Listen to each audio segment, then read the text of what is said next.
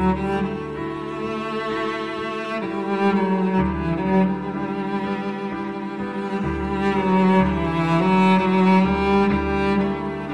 시편 23편에 있는 말씀을 함께 묵상하겠습니다.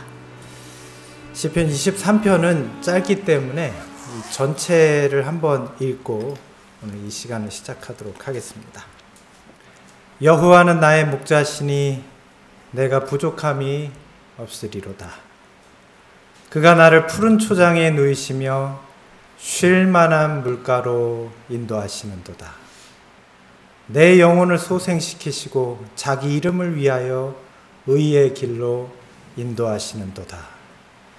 내가 사망의 음침한 골짜기로 다닐지라도 해를 두려워하지 않을 것은 주께서 나와 함께 하심이라. 주의 지팡이와 막대기가 나를 안위하시나이다.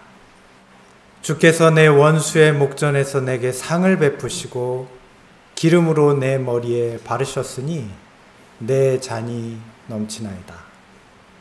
나의 평생에 선하심과 인자하심이 정녕 나를 따르리니 내가 여호와의 집에 영원히 거하리로다. 목자의 시라고 알려진 시편 23편입니다. 아마도 시편 23편은 모든 시편 중에서 가장 널리 읽혀지고 있는, 성경을 잘 모르는 사람까지도 알고 있는, 사랑받는 매우 유명한 성경 말씀입니다. 시편 23편은 마치 한 편의 풍경화를 보는 것 같은 느낌이에요. 그 내용도 아주 쉽게 알 수 있어서 아이들까지도 가장 먼저 암송하는 성경이 어쩌면 시편 23편이 아닐까 생각합니다. 또한 시편의 진주라고 불리는 시편 23편은 순교자의 찬미라는 제목도 붙어 있어요. 모든 시대에 핍박받던 진실한 그리스도의 제자들에게 환난 중에, 곤고 가운데 그들에 대한 인도와 보호를 약속했던 유명한 말씀이기도 합니다. 이것은 오늘날의 그리스도인 신자인 우리에게까지 이어져서 우리의 생이 마감하는 그 순간까지 우리가 묵상하게 되는 말씀이 어쩌면 이 말씀이 아닌가 생각해요. 가장 두려울 때, 어려울 때, 난관에 있을 때 이 말씀을 묵상하게 되지 않습니까? 왜냐하면 이 말씀은 하나님의 인도와 보호에 대한 약속이기 때문에 그래요. 정말 시편 23편에는 모든 시대, 모든 사람에게 대한 그리스도의 소중한 약속을 담고 있습니다. 이제 그 내용을 한 절씩 묵상하도록 하겠습니다. 시편 23편 1절입니다. 여호와는 나의 목자시니 내게 부족함이 없으리로다. 시편 23편은 다윗에 의해 쓰여졌습니다. 그는 젊은 시절에 목자로서 깊은 밤 외딴 곳에서 양떼를 지키며 그 양떼를 인도하는 자신의 모습을 통해서 자신의 인생을 인도하시고 돌보시는 하나님의 은혜를 깨닫고 감동함으로 시편 23편을 기록하였습니다. 이 시편 23편에는 그는 말하기를 주님께서 그의 목자가 되신다라고 말하고 있습니다. 그는 목자라는 직분에 대해서 매우 잘 알고 있는 사람이었어요. 왜냐하면 그 자신이 젊은 시절 목자였기 때문이죠. 자, 그런데 그는 왜 하나님을 자신의 목자가 되신다라고 말하셨을까요? 다윗이 생각한 나의 목자는 어떤 분일까요? 우리는 신약 성경에 나타난 주님의 말씀을 통해서 하나님께서 우리에게 어떤 목자이신지를 깨달을 수 있습니다. 신약 성경 요한복음 10장의 말씀입니다.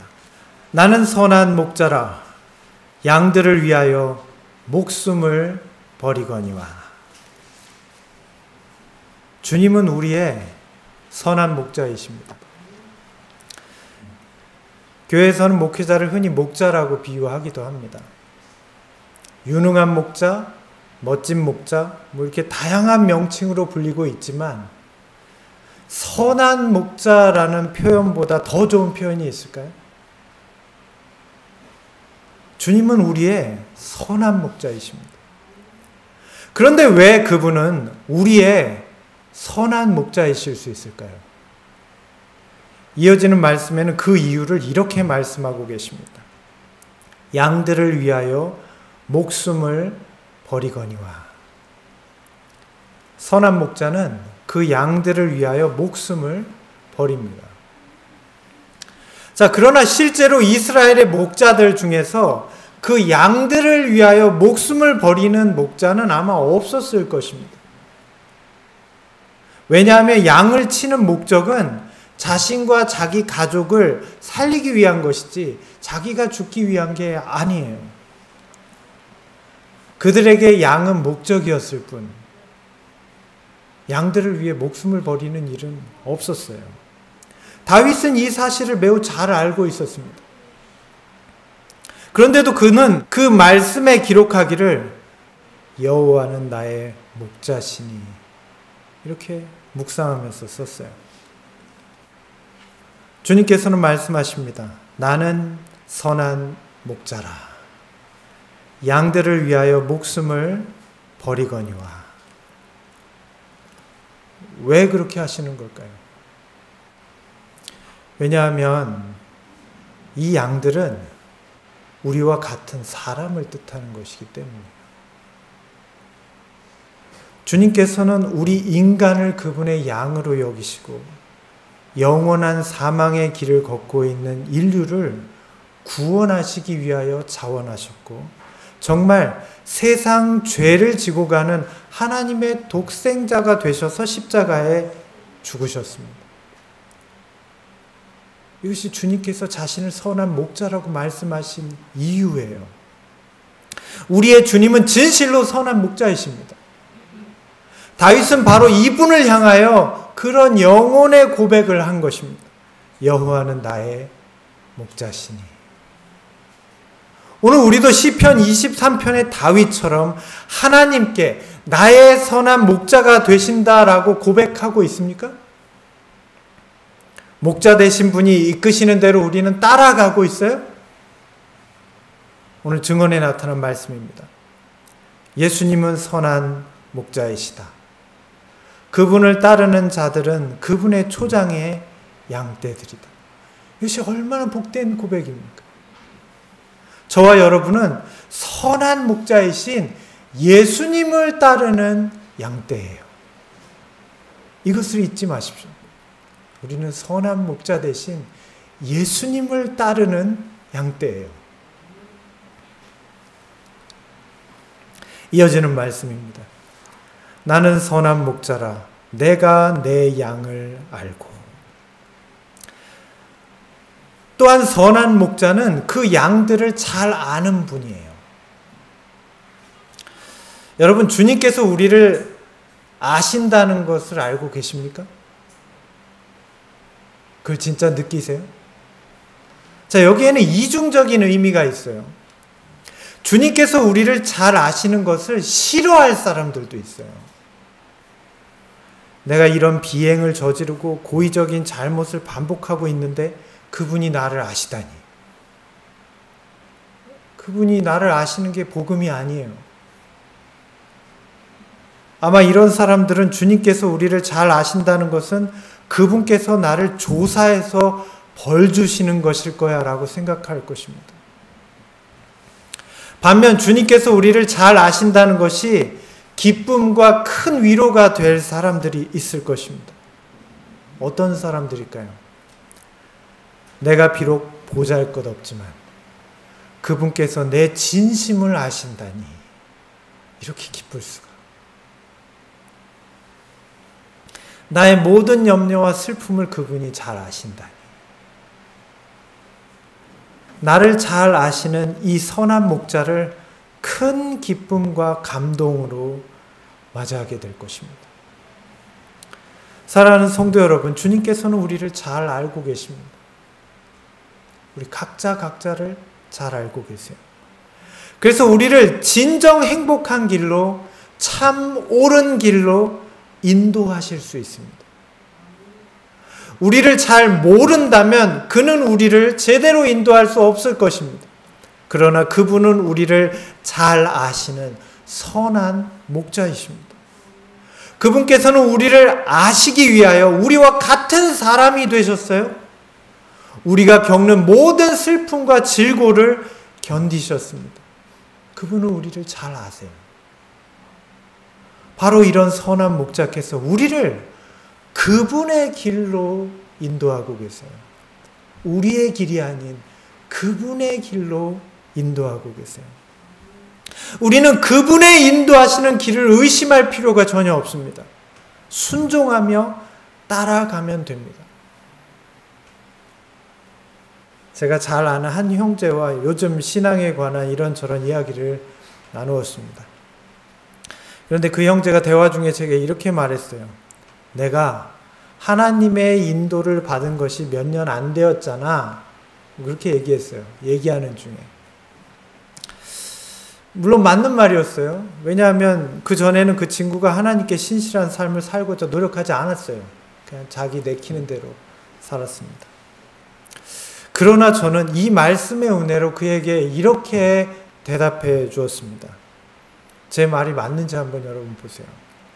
맞아, 그럴 수 있지. 내가 신실하게 하나님의 인도하심을 따라간 것은 몇 년 전부터이니까. 그러나 하나님께서는 네가 그러기 훨씬 전부터 너를 인도하고 계셨던 거야.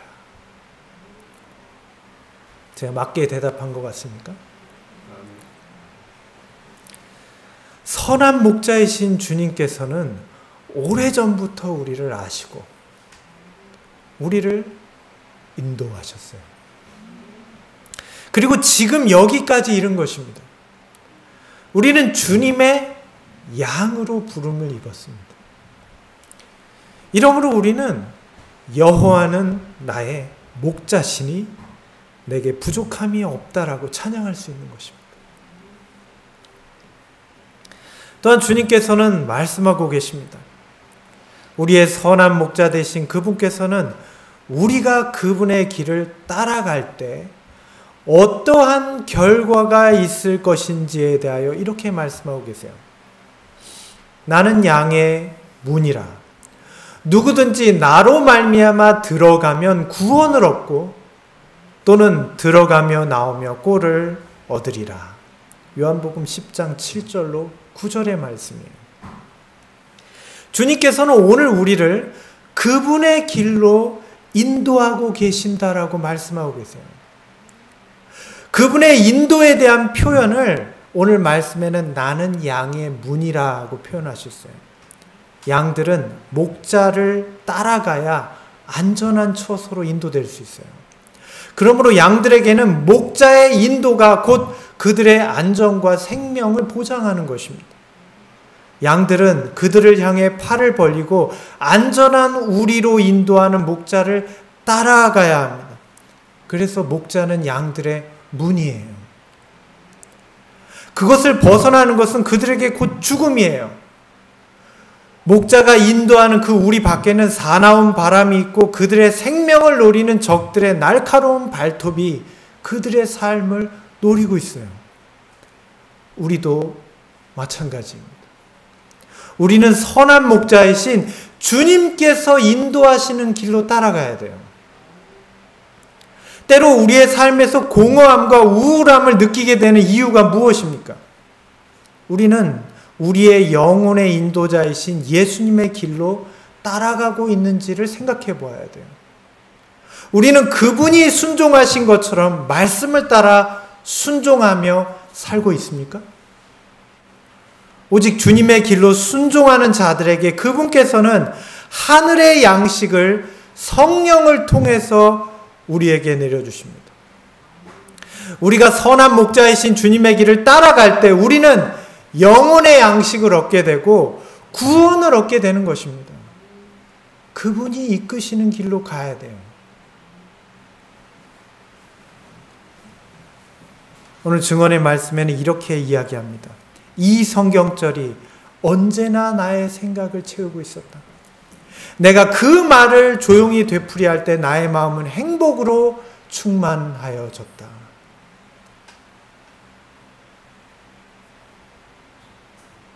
우리가 그분의 인도하심을 따라가기 위해 그분의 말씀을 내 입술에 두었을 때 그 말씀에 언약된 행복이 우리의 마음에 충만하게 될 것입니다.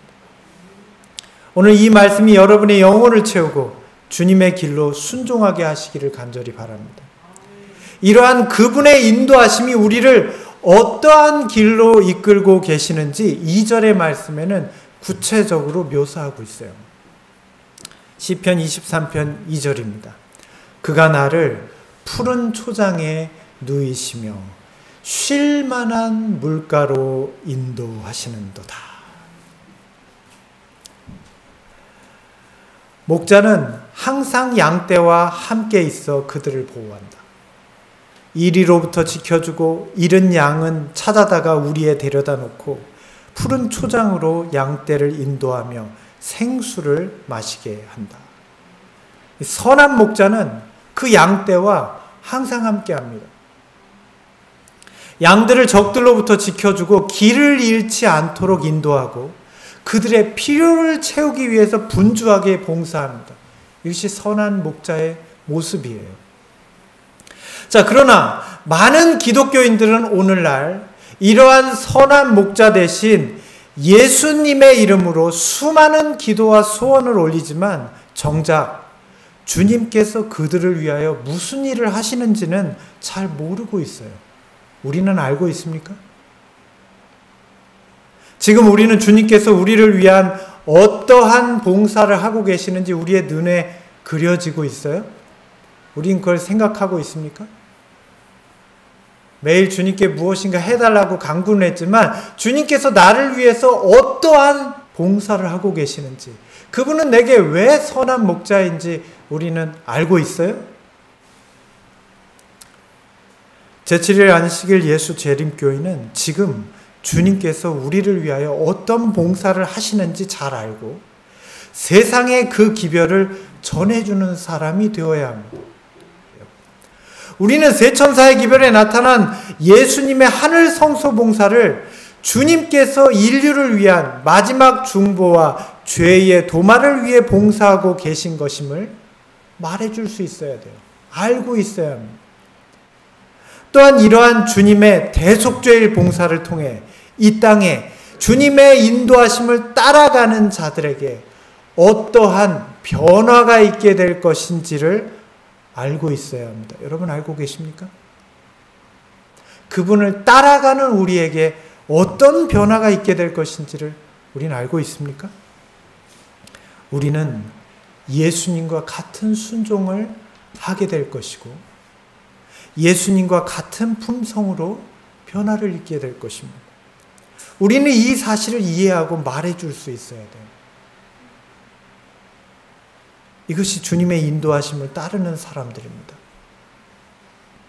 또한 우리는 이 세상에 장차 다가오고 있는 환난과 재난이 어떤 것이며 그 가운데 주님의 인도하심을 따르는 자들에게 선한 목자이신 주님의 보호가 있고 세상에 살아가는 우리의 모습과 말을 통해 선한 목자 되신 그분의 사랑이, 그분의 품성이 우리를 통해서 그들에게 전해져야 합니다. 우리는 그런 재림신자가 되고 있습니까? 이것이 주님의 인도하심을 따르는 자들이에요. 시편 23편은 우리의 선한 목자께서 우리를 푸른 초장과 쉴만한 물가로 인도하신다고 말합니다. 그런데 이 쉴만한 물가라는 뜻을 흠정역 성경에는 잔잔한 물가라고 번역했어요. 이 말씀을 생각할 때 푸른 초장과 잔잔한 물가, 어디가 생각나십니까? 저는 참된 쉼과 평안을 주시는 주님의 계명에 대하여 생각해 보게 되었습니다. 이 마지막 때 선한 목자를 따라가는 백성들의 삶에는 잔잔한 쉼이 있어요. 이것을 다른 말로 성결함이라고 말할 수 있어요. 주님께서는 우리를 진동시키는 수많은 세상의 흔들림 가운데에서 여러 가지 소식이 우리를 흔들리게 하죠. 우리를 요동하게 하죠. 그건 우리의 두려움이에요. 그러나 안식일을 통하여 우리는 잔잔한 쉼으로 들어갑니다. 유다의 백성들이 그랬어요. 이웃나라와 전쟁 가운데, 기근과 핍박 가운데 그들은 안식일에 하나님과 동행하고 그분의 인도와 보호를 간구했어요. 잔잔한 쉼이에요. 그리고 세상의 걱정과 근심, 유혹과 욕망으로부터 구별되어 잔잔한 쉼을 얻었습니다. 또한 하나님의 백성들은 모든 것을 절제합니다. 우리는 먹고 마시는 것을 좀 더 단순하게 세상에 즐기는 모든 것들로부터 구별되어 살아가고자 합니다. 하나님의 계명을 쫓아 순종하는 거예요. 주님께서는 오늘 우리를 주님의 길로 이끌고 계세요. 거기에는 쉴 만한 초장과 잔잔한 쉼이 있어요. 우리가 주님의 인도하심을 따라갈 때, 그분의 가르침을 순종할 때 우리는 참된 쉼과 회복을 얻을 수 있게 됩니다. 이어지는 말씀입니다. 내 영혼을 소생시키시고 자기 이름을 위하여 의의 길로 인도하시는도다. 이 유대 나라의 주변 지형은 아주 거친 광야였습니다. 이 팔레스틴의 유대 나라를 조금만 벗어나도 지구상 가장 험난한 광야가 있어요. 이 사우디 광야가 이어져 있어요.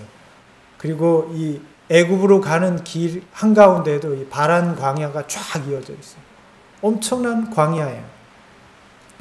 그들은 깊은 와디들이 가로지르는 고지대가 있었습니다. 이 와디는 비가 내리지 않을 때는 엄청나게 깊은 협곡이에요. 지나갈 수가 없어요. 낭떠러지 같은 곳이에요. 이런 곳을 횡단할 때 바른 길을 찾지 못한다면 많은 시간을 허비할 뿐 아니라 잘못하면 목숨을 잃게 됩니다. 이러한 곳을 인도하는 것이 목자였어요. 선한 목자입니다. 만약에 그런 곳에 불빛도 하나 없는데 밤이라고 생각해 보세요. 어떻게 건너갈까요? 그 엄청난 광야와 협곡들을. 그래서 이런 길을 올바로 인도하는 바른 인도자가 필요했습니다. 목자는 이러한 길을 갈 때 그 양떼들을 올바른 길로 인도해야 합니다. 선한 목자 되신 주님께서는 그분의 이름을 의지하는 백성들을 그분께서 걸어가신 의의 길로 인도하십니다. 주님께서 걸어가신 그 길은 성소를 통해서 나타난 길이에요. 주님께서는 그 백성들을 구원하기 위한 의의 길, 성소를 통한 길을 지나셨어요. 그분께서는 성소의 뜰을 지나가셨습니다. 그분은 번제단에서 세상 죄를 지고 가는 하나님의 희생 제물이 되셨어요. 하나님의 말씀에 온전히 순종하신 것입니다. 또한 그분은 하늘 성소에서 그 백성들을 위하여 성령을 통해 하늘의 양식을 먹여주셨습니다. 어두운 세상을 밝히는 진리의 등불을 켜셔서 매 시대마다 그 빛이 기별로 나타나도록 역사하셨어요. 그래서 7 교회의 시절마다 하늘의 성소 봉사를 통해서 하나님의 기별을 허락해서 그 시대의 교회들이 현대 진리로 구원을 얻게 하셨다고요. 또한 이제 하늘 지성소에서 주님께서 걸어가신 길을 따라가는 모든 자들의 회개의 기도를 받으시고 그들의 모든 죄악을 도말하시고 주님의 품성이 그들의 순종을 통해 그들의 심령에 새겨지게 하시는 것입니다. 의의 길은 주님께서 순종하신 길이에요. 선한 목자 대신 주님을 따라가는 그분의 모든 양들은 모두 영혼의 목자이신 주님께서 걸어가신 순종의 길을 따라가는 사람들이에요. 지난 일기 교과를 썼던 로이 게인 목사는 그의 책에서 이렇게 말하고 있어요. 그분은 나의 모본이시며 목자이시고 안내자이시다. 품성의 완전함을 위하여 내가 해야 할 일은 그리스도께서 나를 데려가시기 원하는 곳으로 그분을 따라가는 일이다. 믿음으로 나는 그분이 어디로 가시든지 심지어 그분의 백성들의 용서를 재확인하시는 하늘의 성소에 지성소까지라도 따라갈 수 있다. 그리스도와 함께라면 나는 그분의 심판에 부족함이 없을 것이다. 왜냐하면 그분은 내 영혼을 소생시키시고 자기의 이름을 위하여 의의 길로 인도하시기 때문이다. 선한 목자를 따르는 양떼는 다른 생각을 하지 않습니다. 오직 그 목자의 인도하시는 길을 따라갈 뿐이에요. 왜냐하면 그들을 인도하는 그 목자는 선한 목자이시기 때문이에요. 이것이 진정한 순종입니다. 내 생각을 고집하지 않는 것입니다. 오직 선한 목자이신 그분께서 걸어가신 의의 길을 따라가는 거예요. 선한 목자를 따르는 양떼는 다른 생각을 하지 않아요. 그분께서 우리를 어떤 길로 이끌고 계십니까? 오늘 증언의 말씀은 이렇게 말씀하고 있습니다. 우리는 우리를 부르실 참된 목자의 음성을 듣는데 잘못이 없어야 할 것이다. 주께서는 내 아버지의 계명을 지켰다고 말씀하셨다. 주께서는 당신의 양떼들을 하나님의 계명에 겸손히 순종하는 길로 인도하고 계시다. 주님께서는 하나님의 율법을 따라 걸어가셨습니다. 선한 목자께서는 우리를 그분의 순종하신 길로 역시 이끌고 계세요. 이것이 주님께서 우리에게 보이신 의의 길입니다. 우리를 인도하고 계세요. 우리는 주님의 인도하심을 따라갈 뿐이에요. 내가 할 수 있고 없음이 중요하지 않아요. 우리는 그냥 목자가 인도하시는 그 손길을 따라갈 뿐이에요. 주님께서는 왜 우리를 이러한 길로 인도하시는 것일까요? 이 말씀을 기억하시기 바랍니다. 하나님의 인도는 그가 사람들에게 보여주는 그의 품성의 계시이다. 주님께서 우리를 인도하시는 하나님의 율법에 순종하시는 길을 따라갈 때 우리는 그분의 품성을 경험할 수 있게 돼요. 다윗은 시편 23편에서 그것을 노래하고 있습니다. 여호와는 나의 목자시니 내게 부족함이 없으리로다. 이 말씀을 기억하세요. 내가 부족하지 않대요. 그가 나를 푸른 초장에 누이시며 쉴 만한 물가로 인도하시는도다. 온전한 평안과 기쁨이 있어요. 내 영혼을 소생시키시고 자신의 이름을 의의 길로 인도하시며 우리에게 나타나게 하신다. 이것은 선한 목자이신 예수 그리스도를 따라 의의 길을 걷는 자들의 노래입니다. 그러한 자들에게 변화가 있어요. 그러한 자들에게 주님의 순종이 그들의 순종이 되고 주님의 품성이 그들의 품성이 됨을 경험하게 됩니다. 그냥 예수님을 따라갔어요. 그분의 순종을 따라하는 거예요. 그분이 순종하신 것처럼 믿음으로 따라가는 거예요. 온전히 순종할 때 온전한 품성이 입혀집니다. 온전히 순종할 때 온전한 평안이 있게 돼요. 시편 23편은 이 평안에 대하여 이렇게 말합니다. 내가 사망의 음침한 골짜기를 다닐지라도 해를 두려워하지 않을 것은 주께서 나와 함께 하심이라. 주의 지팡이와 막대기가 나를 안위하시나이다. 시편 23편 4절의 말씀입니다. 여기 사망의 음침한 골짜기는 죽음의 그림자가 드리워진 길을 의미해요. 이 사망의 음침한 골짜기라는 말 자체가 죽음의 그림자가 드리워졌다는 뜻이에요. 우리는 죽음의 그림자가 늘 드리워져 있는 길을 걸어본 적이 있습니까? 오늘날 우리가 살아가는 세상은 도처에 죽음의 그림자가 드리워진 세상입니다. 언제 어디서든지 이 죽음의 그림자를 맞닥뜨릴 수 있어요. 알 수 없어요. 그래서 우리는 늘 불안하고 두렵습니다. 재난과 경제 붕괴가 만연한 전염병이, 편만한 범죄가 종말에 대한 두려움으로 변해서 이제 우리에게 죽음의 검은 그림자가 짙게 드리워지지 않는 곳을 찾기가 어려울 만큼 이 세상은 사망의 음침한 골짜기가 되어버렸어요. 이러한 때 우리는 어떻게 마음의 평안을 가질 수 있을까요? 그냥 모르면 안심이야. 이런 말이 유행하더라고요.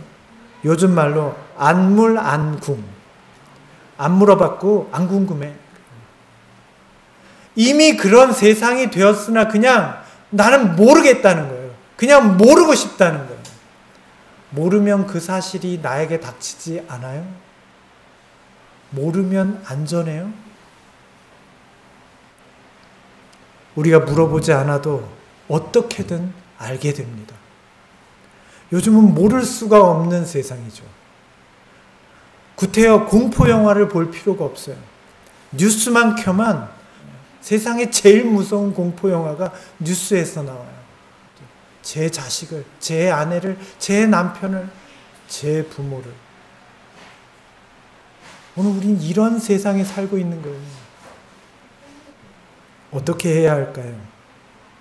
내가 사망의 음침한 골짜기를 다닐지라도 해를 두려워하지 않는 것을. 그 해를 두려워하지 않는 것을. 주께서 나와 함께 하심이라. 우리는 이 말씀에 그냥 아멘이라고 말할 수밖에 없어요. 더 이상 다른 이유가 필요합니까? 우리가 더 이상 두려워하지 않을 다른 이유가 있어요? 이것이면 충분합니다. 오늘 주님을 따라가는 하나님의 백성의 삶에 하나님의 임재를 깨닫는 것 외에 더 이상 필요한 다른 것은 아무것도 없어요. 주님께서 우리와 함께 하신다는 것입니다. 오늘 선한 목자이신 예수님을 믿음으로 그분의 길을 따라가는 사람들은 모두 이렇게 고백하게 될 것입니다. 오직 당신, 오직 당신, 당신 외에는 세상에 아무것도 바랄 것이 없나이다. 이게 다윗의 말이에요. 하나님의 임재는 그분의 길을 따라가는 자들에게만 있어요. 목자와 함께하는 자들에게만 있는 거예요. 그 목자의 길을 걸어가는 자들에게만 있는 거예요. 또한 여기에 더하여 시인 다윗은 주의 지팡이와 막대기가 그 백성을 안위하신다고 말합니다. 여기 지팡이로 쓰인 세베트라는 말은 목자의 손에서 양떼를 인도하는 길잡이가 되고 교사의 손에 들려 있을 때는 올바른 가르침을 향한 회초리라는 뜻이에요. 또한 목자가 이것을 들고 양떼를 공격하는 맹수들을 저지하고 그들의 도발을 격퇴하는 무기가 되기도 해요. 그것이 바로 지팡이와 막대기라는 말이에요. 지팡이와 막대기는 어떤 순간에라도 그 양떼를 보호하기 위하여 준비되어 있는 목자의 임재를 상징하는 거예요. 목자의 함께하심을 상징하는 것이 지팡이와 막대기예요. 이렇듯 목자는 그 양떼를 위한 휴식과 회복을 위하여 모든 위협과 두려움에서 그 양떼를 구원하고 위협에서 보호할 것입니다. 주님께서는 주를 따르는 그 백성들에게 이런 선한 목자가 되십니다. 주님을 따르려는 우리에게 이 이상 더 요구할 것이 무엇일까요? 우리가 산꼭대기에 있을 때와 마찬가지로 골짜기를 걸어갈 때에 신뢰하는 마음으로 걷는다면 그리스도께서 그곳에서도 우리와 함께 하신다는 것을 결코 잊지 말도록 하자. 그대는 그대의 짐을 지시는 분이신 주 예수 그리스도에게 그대의 짐을 올려놓지 않겠는가. 오늘 주님께서 이러한 우리의 인도자가 되셔서 우리와 함께 하신다는 것입니다. 디모데후서 1장 12절에는 그래서 이렇게 말씀하고 있어요. 나의 의뢰한 자를 내가 알고 나의 의탁한 것을 그날까지 저가 능히 지키실 줄을 확신함이라. 이것이 주님의 길을 따라 걸어가는 자들의 마음의 결심이에요. 우리는 이것을 매일 결심하는 거예요. 매일 아침은 우리의 동기와 생각을 이렇게 결심하는 거예요. 나의 능력을 체크한다든지 내가 어떤 조건을 따져보는 것이 아니라 주님께서 우리의 선한 목자가 되심, 나의 의뢰한 자를 내가 알고 나의 의탁한 것, 나의 간구와 나의 기도를 들으시는 그분께서 나를 인도하시는 그 길을 따라가는 거예요. 오늘 주님께서 그분을 따르는 내게 이러한 선한 목자가 되심을 우리는 믿어야 합니다. 주님을 따라가며 순종하는 자의 결말에 대하여 시편 23편은 이렇게 말하고 있습니다. 주께서 내 원수의 목전에서 내게 상을 베푸시고 기름으로 내 머리에 바르셨으니 내 잔이 넘치나이다. 시편 23편 5절의 말씀입니다. 우리가 가장 기뻐하는 구절이죠. 하나님께서는 그분의 자비를 무조건적으로 흘러 넘치도록 부어주고 계십니다. 우리는 이 놀라운 은혜를 경험하고 있습니다. 우리는 이 은혜의 시기 동안 무한하게 반복되고 있는 주님의 용서와 자비를 경험하고 있어요. 그런데 우리는 이 은혜의 시기 동안 흘러 넘치는 주님의 용서와 자비를 경험하며 너무나 쉽게 용서받고 너무나 쉽게 다시 범죄로 빠져듭니다. 우리의 지난 신앙의 시간들을 생각할 때 우리는 그다지 변하지 않았어요. 우리는 하나님의 은혜를 외쳐왔고 하나님의 사랑을 노래했지만 우리의 삶은 그대로였어요. 제 자신을 비춰보아도 그래요. 왜 그럴까요? 우리는 주님의 사랑을 말했지만 정말 주님께서 걸어가신 의의 길로, 우리를 이끄시는 길로 우리는 걸어갔나요? 우리는 연약하다는 이유로 이런 넘치는 주님의 용서와 자비를 하찮은 것으로 만들어버렸습니다. 뿐만 아니라 주님께서는 물질의 풍요 또한 우리에게 허락하셨습니다. 풍성이 넘치도록 주셨어요. 지금 우리는 그런 물질의 번영이 말라가는 세상에 살아가고 있어요. 그래서 우리는 불안함을 느껴요. 인류가 언제 이렇게 풍족했습니까? 끼니를 걱정하는 사람이 우리 중에 몇 명이나 됩니까? 우리는 너무 풍족하게 지내왔어요. 하나님께서는 넘치도록 그 물질의 풍요를 허락하셨어요. 우리는 지난날 우리의 번영을 생각하면서 얼마나 자주 푸념하고 하나님을 원망하나요? 그러나 돌이켜 생각해 봅니다. 우리는 이렇게 무조건적으로 부으시는 주님의 용서와 은혜를 정말로 귀중하게 여겼습니까?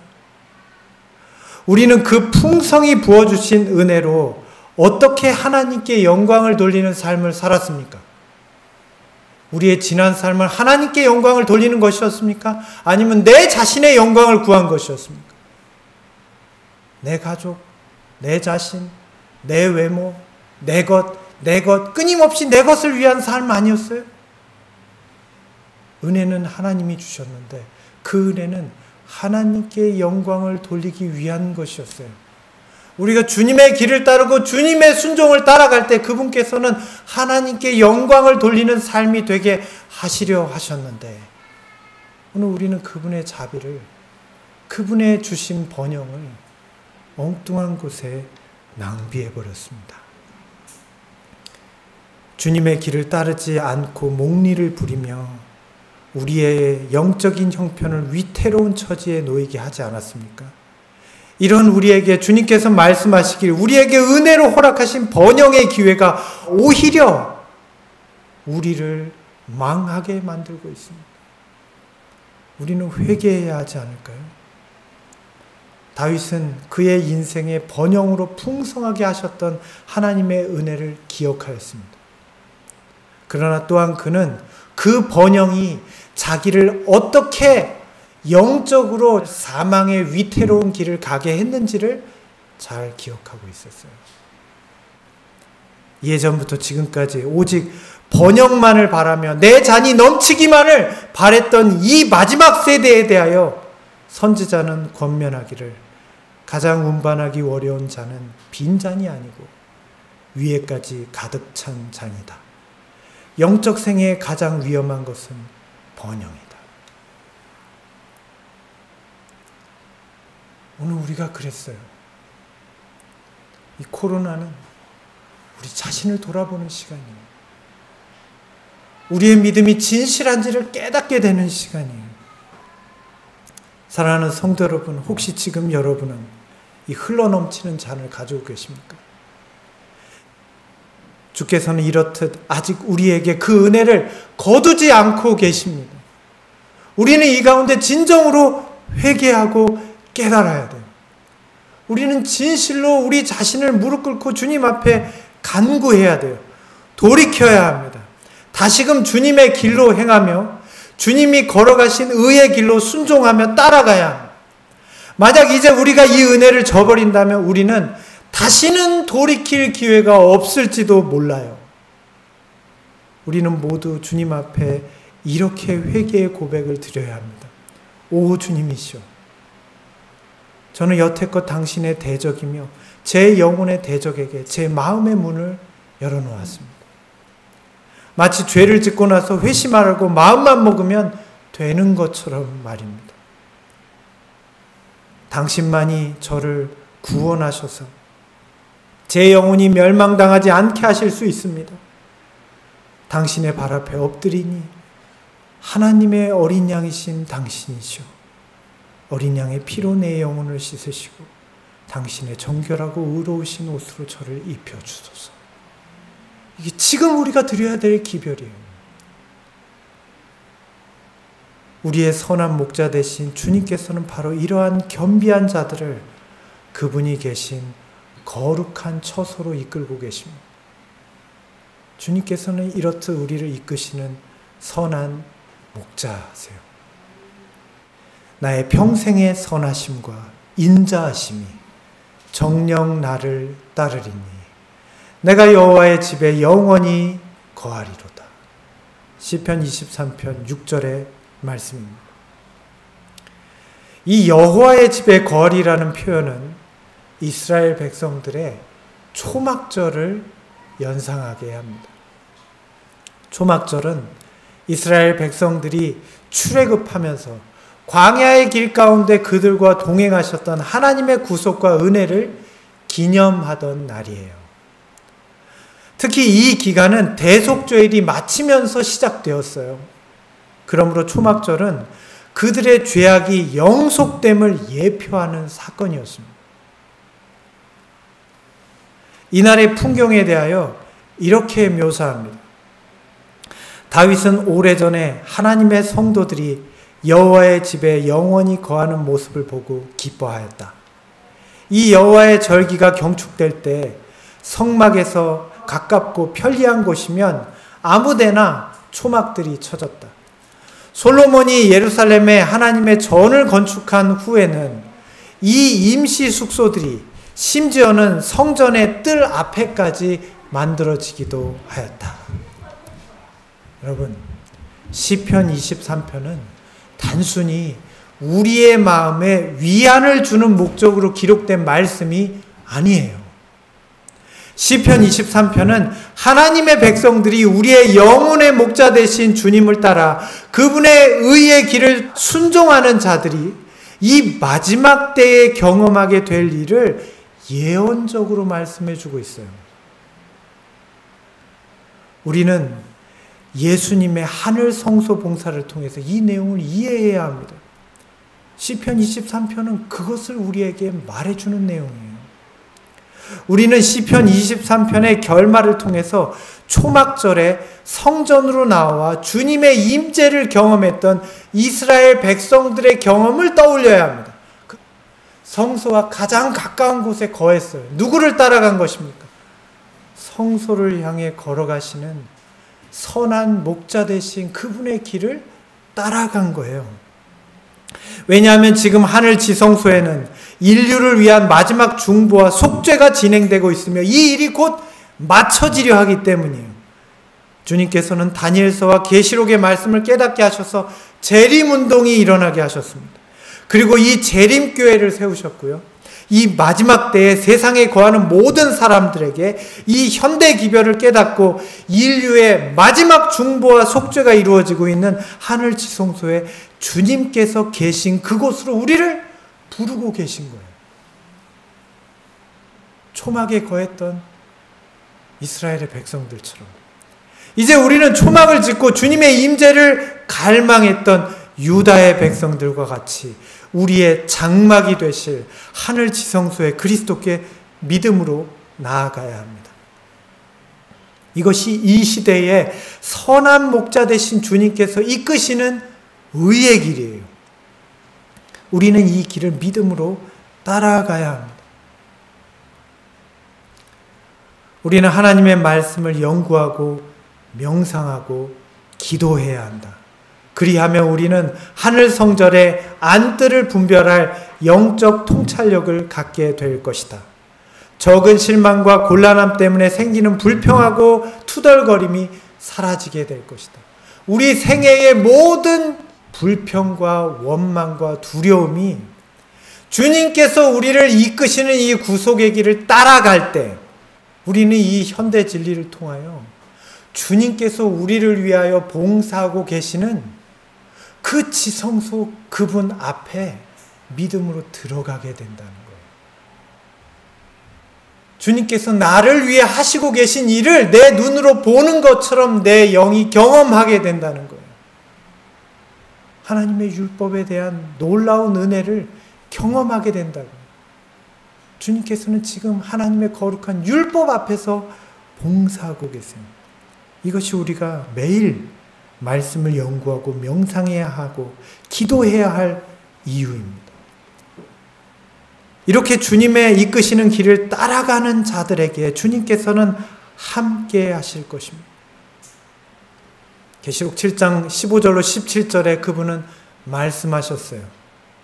그러므로 그들이 하나님의 보좌 앞에 있고 또 그의 성전에서 밤낮 하나님을 섬기매 보좌에 앉으신 이가 그들 위해서 장막을 치시리니 저희가 다시 줄이지도 아니하며 목마르지도 아니하고 해나 아무 뜨거운 기운이 상하지 아니할지니 이는 보좌 가운데 계신 어린 양이 저희의 목자가 되사 생명수 샘으로 인도하시고 하나님께서 저희 눈에서 모든 눈물을 씻어 주실 것입니다. 이것이 우리의 선한 목자 되신 분을 따라가는 자들의 결국이에요. 그리고 지금 이 시대에 우리가 경험하여야 할 일이에요. 우리는 그분을 따라가는 자가 되어야 돼요. 사랑하는 성도 여러분, 이 말씀이 우리의 경험이 되기를 간절히 소망합니다. 하나님의 말씀 앞에 겸허히 굴복하고 우리 자신의 모든 생각들을 내려놓게 되기를 소망합니다. 이렇듯 분명한 말씀을 두고도 우리 자신의 길을 고집하지 않게 되기를 간절히 바랍니다. 오늘 증언의 말씀은 마지막에 이렇게 말씀하고 계십니다. 우리는 온전히 의롭고 온전히 거룩하신 예수 그리스도를 바라보아야 한다. 그분은 우리의 믿음의 주요 또 온전케 하시는 분이시다. 그분은 인간의 모범이시다. 그의 경험은 우리가 얻어야 할 경험의 척도이다. 그의 품성이 우리의 귀감이다. 그렇다면 이 세상의 난처한 일들과 어려움을 마음에서 벗어버리고 그분께 마음을 고정시키라. 이는 우리가 그를 바라봄으로써 그의 모습으로 변화되게 하려 합니다. 우리가 그를 바라보고 그를 생각할 때 그분은 우리 속에 계신 그리스도 곧 영광의 소망으로 자리 잡으실 것이다. 아멘. 진심으로 주님의 순종이 우리의 순종이 되고 주님의 사랑이 우리의 심령에서 나타나게 되기를 간절히 소망하며 오늘 말씀을 마치겠습니다.